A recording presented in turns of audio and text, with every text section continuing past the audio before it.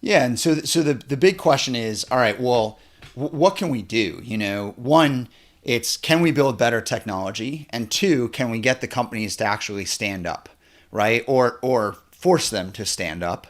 And so, while I think the executive order around Twitter was interesting. Like CDA 230 was the crux of that executive order, right? So CDA 230 has been around since the 90s, right? Since Yeah. Prodigy. And like this is a regulation that deserves additional attention and scrutiny. Yeah, it deserves some modernization. None of these platforms existed when that regulation was put into place. And while I think the regulation is incredibly important, to be clear, because I think the concept of, well, look, let me boil it down as a restaurant, right? If I own a restaurant, I have the right to let people into my restaurant or not, right? So it's or like a school or a church, right? You have the right from the point of free association, right, to let people in or not. And I think that's an important principle that is applied by CDA 230 to give companies the right to moderate or not to moderate, right, and not be held liable for that. But I think it's really challenging because there's such a large array or diversity of what is required of the companies to get that protection, right? Senator Wyden, who put it into place, he constructed it as both a sword and a shield, right? So the sword is you can moderate what you want. The shield is you are not held liable for what's posted on your site. I think that's incredibly important, but to have that same principle applied to companies who are actually making an earnest effort to moderate versus companies who make zero effort to moderate and let hate spread rampantly. Seems like that. I love that distinction. Yeah, it's like, look, if you're trying to do the right thing in investing, then we'll not hold you liable. But if you're just like kind of just hand waving at it and saying like, oh, we're protected, like we can't do it, it's too hard. It's like literally you're some of the biggest, richest companies in the world. I mean, I just said countries. I mean, you might as well be a country. Yeah. It's like at this point, Facebook reaches 2.2 billion people. I mean, that's bigger than any country, and it's valued at 2/3 of $1 trillion. Like, it's got tens of billions. Like, if anyone can invest the proper resources in it, it's them. If you just improve transparency reporting on what's actually happening and in general platform transparency, that would go a long way to change the behavior of users, right? Not only users, but also to say to the world, hey, we're actually taking a stand. Here's what we're removing. Here's why we're removing things. And to be more clear and consistent about why things are happening, right? Part of the challenge is it just feels like the Wild West, right? You go onto Twitter and in the same day that, someone gets blocked for, one form of abuse, you can find that exact same form of abuse in another pocket of Twitter. You won't find me defending Facebook very often, but they have incredibly good machine learning talent, like incredibly good. And so their ability to detect different forms of abuse is better than anybody else's, like orders of magnitude better, in my opinion. Now, this is the point though. You can detect it, but are you going to take a stand against it, right? And so you get into these policy arguments where people are saying, well, maybe we should do this, but people aren't taking a data-informed approach. Instead, they're saying, well, here's the thing we're getting beat over the head with in the press. So now we have to write a policy against this. Like that feels haphazard to me.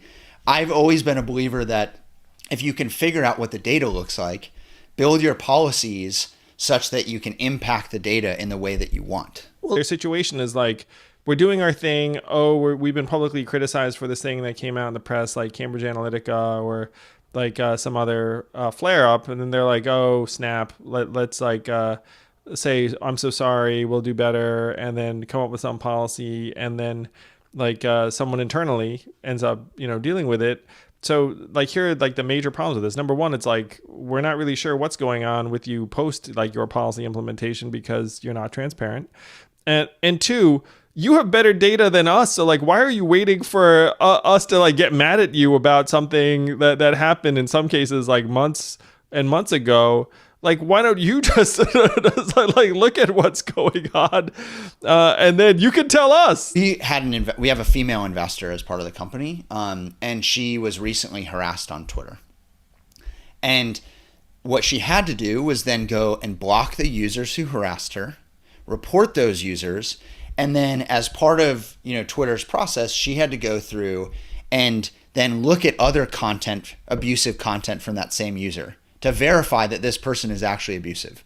Like when did we make the people who are the users of our product the first line of defense? What I'm advocating for is, one, more transparency, better communication from these companies about when they're taking action and why they're taking action, which I think most social psychologists who I've spoken with would argue will have a positive reinforcement loop with the people who actually want to make platforms better, because they see that an action is being taken, or maybe they're in the wrong and they'll change their behavior.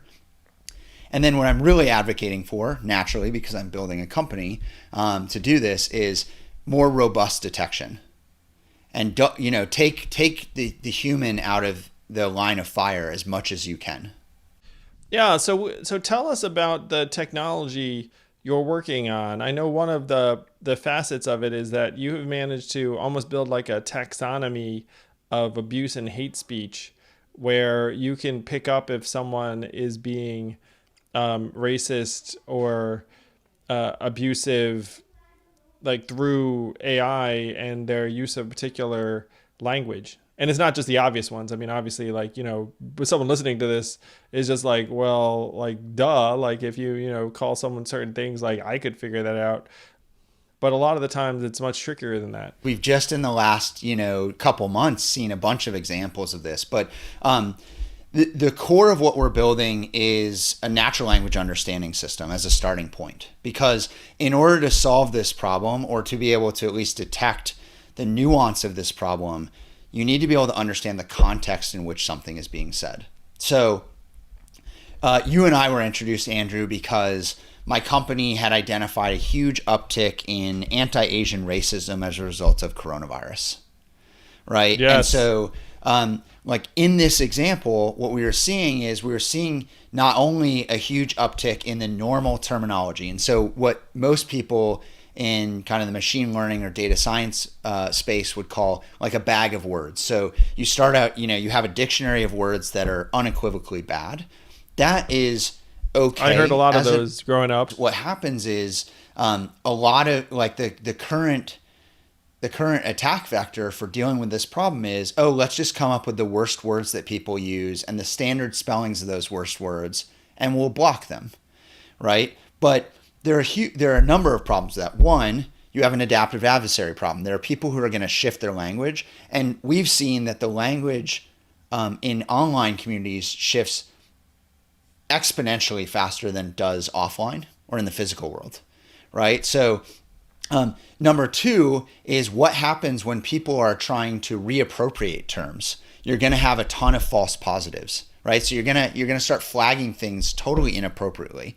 So like the N word being used in r/rap, or even in a place like hashtag Black Lives Matter, right? Where someone's trying to reappropriate it versus someone who's using it as a white supremacist. Like those have very different connotations, obviously, but if you can't understand the context, that's really impactful. And it means that your human reviewers who are likely seeing this are having to look through a bunch of content that they shouldn't, and they can't prioritize their queue. During COVID, we saw this huge spike in terms like Kung Flu, slant eye sickness, Winnie the Flu, which when there's adaptation on Winnie the Pooh, which is used in reference to Tiananmen Square. Like you see we actually caught about 85 new terms that had popped up over a 4.5 week period that are now, a number of which are being used as a replacement for the words that you referenced. It's problematic not only because it's reprehensible behavior, but it's also problematic because norms are formed so rapidly in online communities. So it's not only that language shifts, but the norms form really quickly. And so if you let this content fester, then all of a sudden people go, oh, that's normal. This is something that, people say. And regardless of whether you're an adult who, frankly should know better in a lot of cases, or you're someone who is down the rabbit hole and looking to reinforce their beliefs, or you're a young, naive kid who just frankly doesn't know better, like it's problematic in all the cases, right? That's a great point. Let me give you a slightly more disturbing, although all are disturbing, example from the last 3 weeks. So after Ahmaud Arbery was killed and then George Floyd was killed, we saw an uptick in the use of the term jogger as a replacement for the N-word. No, it's dark and disgusting, but you can see it. And so we see this all over. I mean, you could run a search on Twitter and a search on other major platforms, and you will find the use of that term being used as that replacement.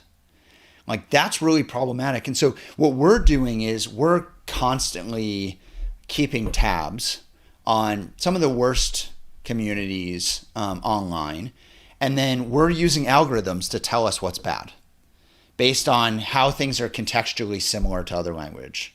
And so that is a huge step forward in terms of this problem space, because if you can keep up with the language of the internet, you actually might be able to address this problem proactively. And so, I'll give you one last stat. There are 1,000 terms added to Urban Dictionary a day. That tells you how profound and quickly, language is and how quickly it moves online. Oh, now one thing that I remember seeing, which I think that most people sense instinctively, it's like a very, very small proportion of people are responsible for the vast majority of the abuse, racism, expressions, hate online. I think I saw something like it was like 1% of internet users are responsible for, it was either 80 or 90%. Is that consistent with your experience and what you've seen? Yeah, it really depends on the community, to be fair, but on the major platforms, that's definitely true, right? The challenge, though, Andrew, is toxicity is viral. And what I mean by that is if I'm an asshole to you, the likelihood that you go and have a toxic interaction in the next session where you're on that platform goes up by 300%.